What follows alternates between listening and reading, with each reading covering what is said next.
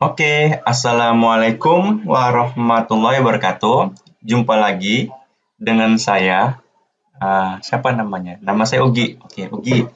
Jadi pada video kali ini saya mau ngebahas metode statistika, namanya ANOVA, Analysis of Variance. Jadi di sini contoh kasusnya kita nanti praktek ngolah data nih, langsung ngolah data dari klien saya. Ya, kebetulan diizinkan. Tapi bagus sih, bagus. Jadi kasusnya itu kita menggunakan ANOVA 3 jalur dengan pendekatan permutasi atau permutation test. Jadi pendekatan permutasi ini dia tidak bergantung, tidak menggunakan asumsi normalitas. Jadi labas saja, langsung aja. Dan sehabis kita menggunakan ANOVA 3 jalur, nanti kita melakukan uji lanjutannya. Nah, istilahnya itu multiple comparison test. Jadi sebenarnya di sini fokus kita tuh menggunakan RStudio, bukan SPSS. Tapi SPSS nanti hanya ditunjukkan sekilas aja. Karena di SPSS kayaknya nggak ada pendekatan permutasi. Nah, sebelum kita mulai, saya mau menunjukkan referensi dulu nih terkait permutasi. Nah, ini referensinya di sini, di Journal of Statistical Software. Journal of Statistical Software ini bukan jurnal sembarangan. Jadi para ahli-ahli statistik di dunia itu mereka banyak publikasi di tempat ini seperti itu. Nah, artikelnya udah saya download. Nah, ini dia. Permutation test for regression, ANOVA, and comparison signals. Jadi nama paket R-nya namanya Permuko. Jadi teman-teman install terlebih dahulu paket R namanya Permuko. Saya sudah punya nih Permuko tuh sudah saya install. Jadi bisa digunakan seperti itu. Nah, di sini referensinya nih dia kan dia bilang permutation test are exact. Exact tuh akurat. Ya, di mana moreover selain itu mereka tuh robust. Robust itu tahan ketika kondisi datanya nggak normal. Tahan, kuat. Jadi kalau nggak normal ya nggak apa-apa, dia kuat. Seperti itu dia. Ya, referensinya teman-teman bisa baca sendiri. Jadi fokus saya adalah mempraktekkannya. Jadi udah saya baca cara prakteknya, sekarang kita praktekin. Nah, jadi ANOVA 3 jalurnya, kita menggunakan paket R namanya Permuko. Ya, ANOVA 3 jalurnya kita menggunakan paket R namanya Permuko. Ya. Nah, untuk uji lanjutannya, multiple comparison test, kita menggunakan pendekatan ini. Pairwise permutation test. Nah, itu dia. Jadi ini pairwise permutation test. Jadi dia uji lanjutan. Dia ngebandingin per dua-dua. Seperti itu ya. Oke, itu paket R-nya namanya R Companion. Jadi teman-teman install lagi selain Permuko, teman-teman install paket R namanya R Companion ya. R Companion. Ini udah saya install. Oke, kita langsung aja ke contoh kasusnya. Oke, jadi di sini ada data. Jadi datanya itu ini kayaknya data pertanian ya. Kayaknya data bidang pertanian. Jadi di sini ada 5 variabel. Ada variabel berat basa, ada waktu muncul kalus, ada sukrosa, ada ZPT, ada MT. Nah, jadi teman-teman, dari 5 variabel ini kita bisa kelompokkan. Untuk variabel berat basah dan waktu muncul kalus, itu variabel namanya rasio atau metrik. Nah, itu dia, angka dia. Tapi kalau sukrosa, ZPT, MT itu variabel kategori atau non-metrik. Istilahnya dari mana? Oke, saya tunjukkan lagi referensinya. Kalau kita Pakai referensi aja coy, biar aman. Kita nggak boleh menyalahkan kalau nggak ada referensinya. Mana referensinya ini? Di buku yang paling keren di dunia, weh, namanya Multivariate Data Analysis. Ini buku bukan buku sembarangan ini. Penulisnya aja ini Joseph F. Hare. Kalau teman-teman tahu software Smart PLS, pasti ada gambar wajah Bapak ini. Nah, ini orang luar biasa ini. Nah, teman-teman tinggal baca di bagian ya bagian ANOVA, ANOVA MANOVA di sini ada tuh. Nih. Nah, jadi ya ini dia. Kalau pada ANOVA, jadi variabel Y-nya, variabel dependennya itu metrik, itu angka. Tapi variabel yang mempengaruhi independen X itu non-metrik. Nah, sebenarnya dari data ini yang mau diuji adalah, nah, pertama, apakah sukrosa ZPT MT berpengaruh signifikan terhadap berat basah. Nah, itu dia. Lihat, sukrosa ZPT MT ini variabel apa namanya? Variabel kategori. Nah, kategori atau metrik atau non metrik. Atau X-nya lah, X1, X2, X3. Sementara berat basah ini variabel yang dipengaruhi. Apa skalanya? Ini metrik, ini angka atau rasio. Nah, itu dia. Atau Y-nya. Jadi udah jelas kita tuh akan menggunakan ANOVA. Karena variabel X-nya ada 3, maka ANOVA 3 jalur, 3-way ANOVA. Jadi itu yang pertama mau kita cari. Yang kedua adalah apakah sukrosa ZPTMT berpengaruh signifikan terhadap siapa? Satu lagi tadi. Lupa saya. Lupa. Waktu muncul kalus. Nah, itu aja simpel. Jangan buat susah. Jangan buat ribet. Waktu muncul kalus. Nah, ini dia. Oke, 2 aja sih sebenarnya mau kita cari. Jadi kita menggunakan 3-way ANOVA, ANOVA 3 jalur. Kenapa 3 jalur? Karena variabel X-nya ada 3. Kenapa ANOVA? Karena variabel non-metrik. Karena variabel X-nya itu non-metrik kategori. Sementara variabel dependennya itu metrik. Dah, jelas clear. Kalau mau nyalahin kasih referensinya. Woi, itulah. Kalau kita mau menyalahkan orang, kasih referensinya. Kalau nggak ada referensi, jangan menyalahkan. Itu aja cara belajar. Oke, kita mulai lagi. Kita lanjut lagi. Oke, jadi di sini nih penjelasannya lah yang udah saya buat ya. Ini referensinya. Oke, referensinya udah. Jadi sebenarnya kita yang mau kita uji pertama adalah apakah sukrosa ZPT MT berpengaruh signifikan terhadap berat basah. Tapi sebelum kita menguji ini, kita perlu uji interaksinya dulu. Teman-teman tahu nggak interaksi? Ya, berinteraksi, bergabung gitu dia. Jadi pertama kita akan menguji apakah sukrosa ZPT dan MT berpengaruh signifikan terhadap berat basah. Tapi sebelum itu kita perlu terlebih dahulu. Ada terlebih dahulu nih. Terjadi interaksi atau enggak? Interaksi yang mana? Apakah sukrosa dan ZPT tuh saling berinteraksi enggak sehingga mempengaruhi berat basah? Itu kita cek dulu. Apakah sukrosa dan MT saling berinteraksi enggak sehingga mempengaruhi berat basah? Cek nanti. Apakah ZPT dan MT saling berinteraksi enggak mempengaruhi berat basah?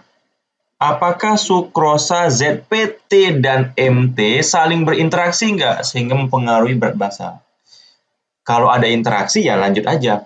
Tapi seandainya tidak ada interaksi, maka kita hanya akan menguji apakah sukrosa berpengaruh signifikan terhadap berat basah, apakah ZPT berpengaruh signifikan terhadap berat basah, apakah MT berpengaruh signifikan terhadap berat basa. Nah, jadi yang kita cek dulu interaksinya dulu sebenarnya.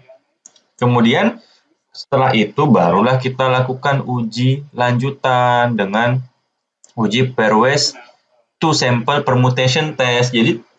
Jadi kita menggunakan ANOVA 3 jalur pendekatannya permutasi, sehingga nggak perlu lagi asumsi normalitas. Dan untuk uji lanjutannya, pairwise two sample permutation juga permutasi, menggunakan pendekatan permutasi. Jadi nggak perlu asumsi normalitas. Nah, selanjutnya kan tadi kan berat basa ya. Berat basa. Sekarang nanti uji lagi waktu muncul kalau, sama aja tahapannya. Oke, kita mulai aja sekarang praktek dengan R. Jadi datanya seperti ini. Data ini saya simpan di Excel, namanya data rapi. Nah, ini data rapi ya, namanya data rapi. Kemudian dari sini, nah, saya menggunakan di RStudio. RStudio di R Notebook. Teman-teman boleh menggunakan RScript, juga nggak ada masalah sih kalau mau di RScript itu tergantung kenyamanan aja. Cuman saya lebih suka di R Notebook. Jadi saya gunakan fungsi list.file supaya tahu nama-nama filenya apa aja. Saya kan mau ngebaca file namanya data_rapi.xlsx. Nah, inilah saya gunakan fungsi namanya read_excel untuk ngebaca datanya. Nah, di sini udah bisa kita lihat berat basa sama waktu muncul kalus ini merupakan data metrik, data double itu metrik angka. Sementara sukrosa, ZPT sama MT dia karakter atau data kategori. Nah, kita sekarang mau menguji ini dia. Tahapan yang ini dulu.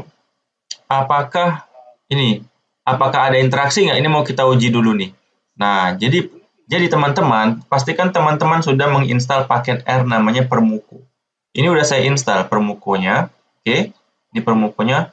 Nah, dia bilang nanti kita melakukan permutasi, settingnya itu harus di atas 2000. Oke, itu permutasi itu kan coba-coba dia. Melakukan proses percobaan di permutasinya. Di sini saya gunakan permutasinya 10.000. Yang penting dia bilang nggak boleh di bawah 2000, nanti p-value-nya nggak akurat, p-value permutasinya. Tapi kalau kita lihat di jurnalnya, berapa sih dia gunakan untuk permutasinya? Besar. Kalau nggak salah, coba ya, bentar ya. Nah, ini dia gunakan 100.000. Takutnya kelamaan nanti. Kalau 100.000, tapi nggak apa deh, kita coba 100.000 aja. Nah, ini kita mau ngecek ini dulu ya, kita mau meriksa ada nggak interaksinya. Oke, apakah ada interaksi sukrosa dan ZPT, apakah ada interaksi sukrosa sama MT, cek dulu interaksinya. Cek, langsung aja kita eksekusi. Nah, kita tunggu nih, karena dia kan 100.000 melakukan permutasi, jadi agak lama. Kita tunggu aja dulu ya.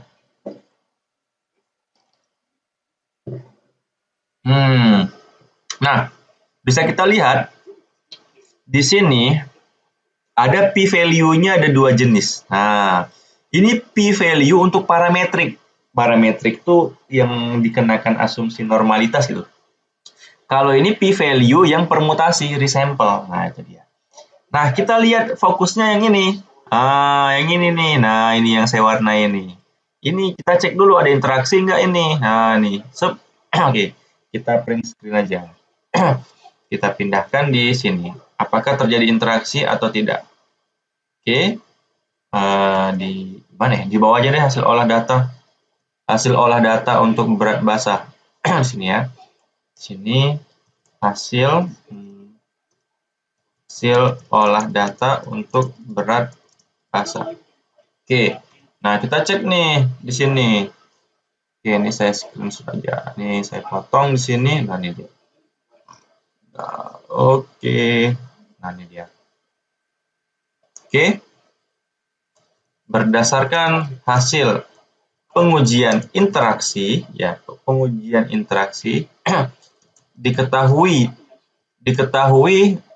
gimana? Tidak terdapat interaksi antara sukrosa dan ZPT. Ya, ini dia, yang ini. Nah, nih. Kenapa? Oleh karena nilai p-value-nya ini p-value-nya di atas 0,05 ya, karena nilai p-value-nya dengan nilai p ini di atas 0,05, berarti nggak ada interaksi. Jadi sukrosa dan ZPT tidak berinteraksi, tidak terdapat, jadi interaksi, bahasanya mungkin interaksi sukrosa dan ZPT tidak begitu signifikan mempengaruhi berat basa. Bisa aja sih seperti itu bahasanya.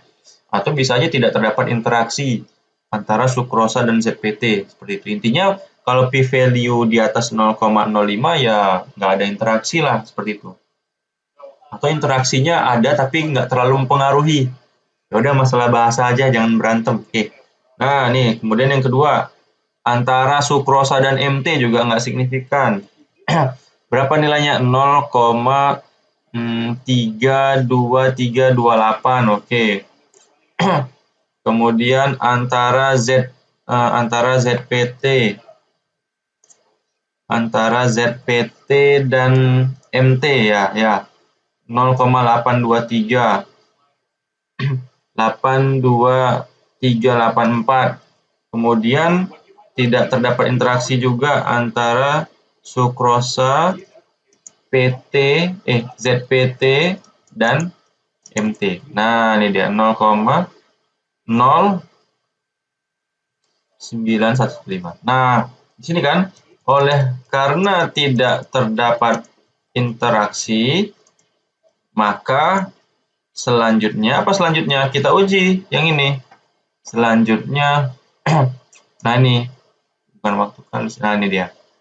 Apakah sukrosa berpengaruh signifikan? Nah, ini mau kita uji nih. Nah, ini dia. Baru kita tanda bintang ini kan pengujiannya menyeluruh termasuk interaksi.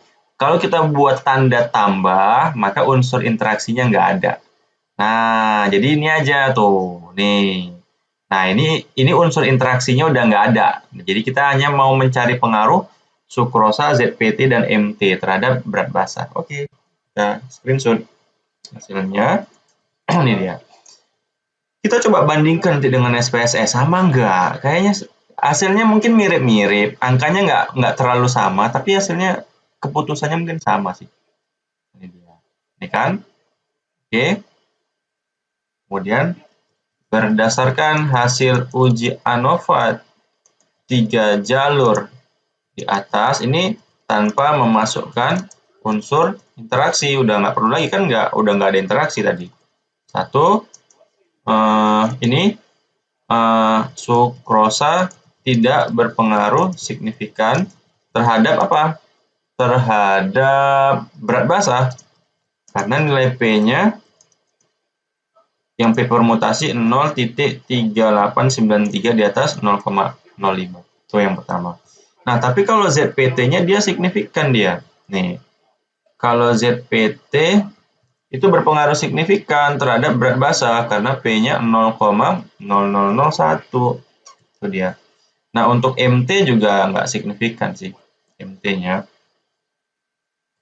Oke, nih karena P-nya 0,8970. Nah, ini dia. Nah, gimana dengan hasil SPSS? Sama nggak dengan hasil SPSS? Coba nih, kita coba ya untuk berat basa ya. Saya close dulu. Kalau kita lihat berat basa, ya, analyze, compare means, kita lihat di ini general linear model. Berat basa di sini, ini masukkan di sini. Model, build term. Nah, kita masukin 3. Kita nggak perlu unsur interaksinya. Oke, ini biar aja continue. Oke. Nah, kita lihat hasil SPSS nih.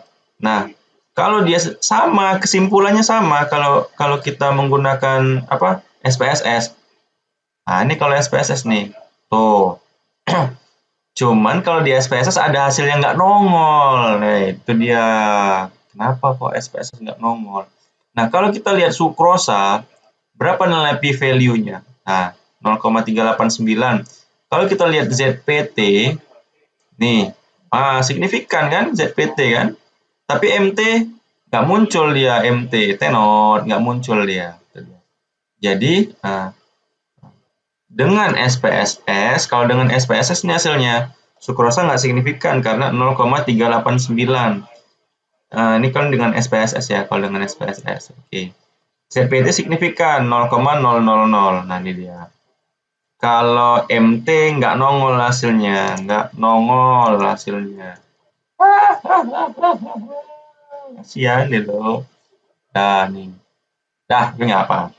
Nah, sekarang baru kita melakukan uji lanjutan. Nah, sekarang kita lakukan uji lanjutan. Nah, tadi uji lanjutannya tuh menggunakan uji apa tadi? Ini dia, pairwise two sample permutation test. Nah, ini dia. Oke, ini dia, pairwise. Ini dia.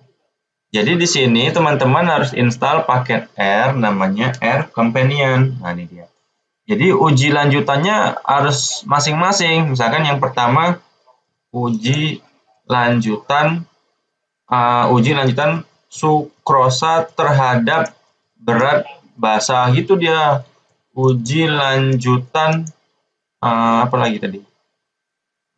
ZPT terhadap berat basah. Uji lanjutan MT terhadap berat basah. Ini 3 dia jadinya nih. Nah, sekarang ini dulu apa namanya? Berat basah sukrosa terhadap berat basah. Ini kodenya seperti ini. Jadi pairwise permutation test. Nah, ini dia. Ya, eksekusi. Nah, dapat deh hasilnya nih. Nah, ini hasilnya. Yang signifikan, ini nggak ada signifikan. Kita lihat p-value yang adjustment-nya, yang permutasinya. Ini dia.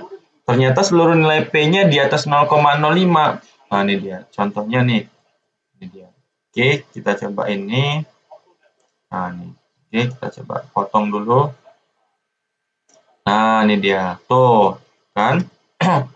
Berdasarkan uji lanjutan di atas tuh.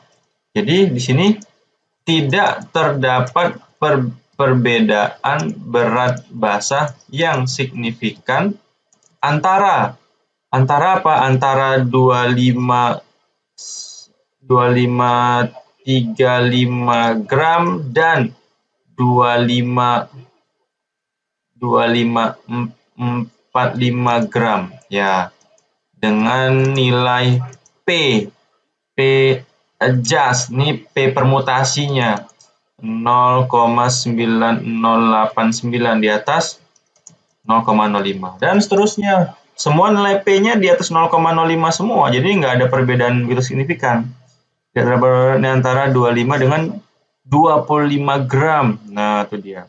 Dan seterusnya. Nah, itulah dia ya, karena P-nya, P adjust-nya di atas 0,05 semua. Dan seterusnya.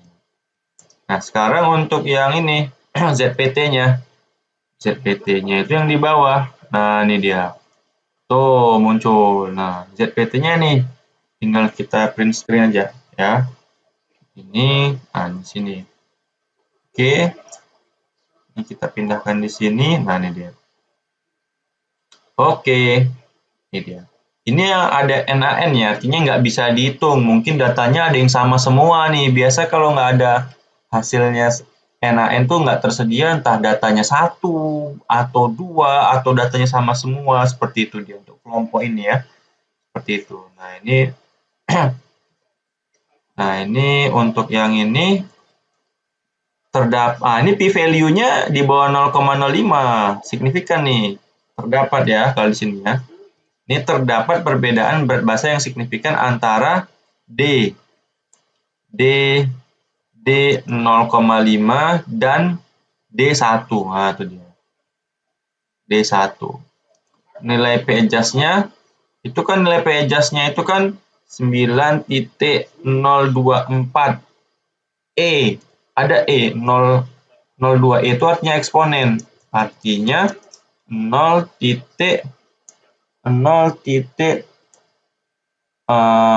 gimana ya?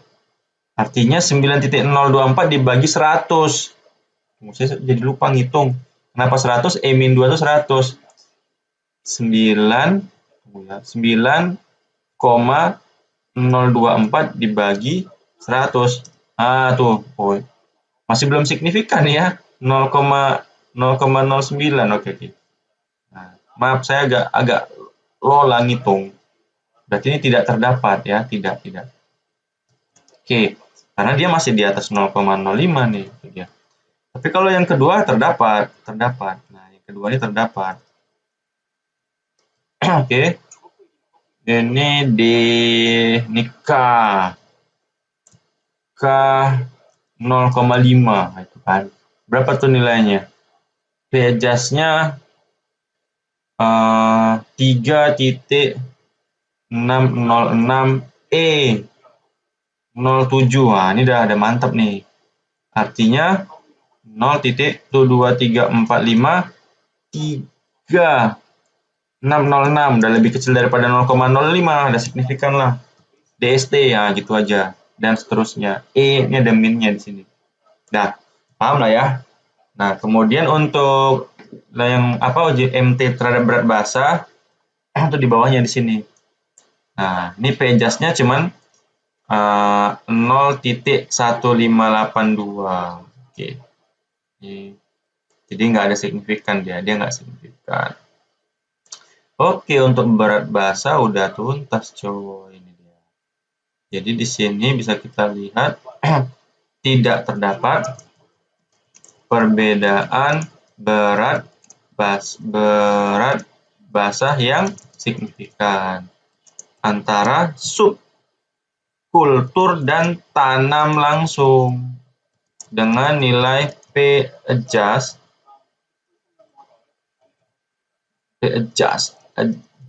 nilainya 0.1582 di atas 0,05. Dah, wassalam. Ya udah tinggal udah selesai kan? Lanjutin lagi nih untuk yang ini, untuk yang waktu. Tanggung, kita selesaikan aja. Satu lagi variabelnya, tunggu kita sini. Namanya waktu muncul kalus ya, waktu muncul kalus. Oke, di sini waktu muncul kalus. Kita ganti aja. Di sini, oke, sama juga kita cek interaksinya dulu untuk waktu muncul kalus. Ini dia kodenya. Ya, kita bisa lihat ada interaksinya.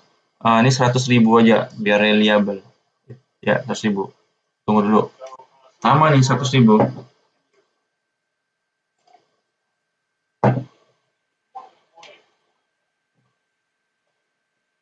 Nah, ini untuk 100.000. Nah, hasilnya kita cek dulu. Oke. Nah, ini dia. Kita lihat semua nilai p-value-nya nggak signifikan ya. Sukrosanya berapa tuh? 0, sorry, interaksinya. Cek interaksinya dulu ya. Saya lupa ngambil bagian interaksinya. Nah, ini. Ini untuk interaksinya. Oke. Ini untuk bukan berat basa, tapi ini sekarang untuk apa namanya? Untuk waktu muncul kalus ya. Ini waktu muncul. Oke, cek interaksinya tadi udah ya di sini. Di sini. Nah, ini dia. Memang nggak ada yang signifikan sih di waktu muncul kalusnya. Artinya nggak ada interaksi. Ini kita potong dulu. Nah, ini dia. Oke, mantap. Nah, P-nya untuk interaksi sukrosa dan ZPT 0,4466. Untuk sukrosa MT 8331. Untuk ZPT MT 1802. Untuk interaksi sukrosa ZPT MT 9420. Oke, nggak ada interaksi. Nah, baru kita cek apakah mempengaruhi nggak terhadap waktu apa tadi? Waktu muncul kalus. Nah, waktu muncul kalus. Nah, ini dia. Kita cek ANOVA-nya. Oke. Ini kita ganti waktu muncul kalus dulu ya, biar mudah nanti. Ini hasil SPSS-nya. Gimana nanti kita bandingin. Ini balus. Ini otomatis balus. Oke. Oke. Oke. Oke. Waktu muncul kalus. Oke, nah. Nah, ya.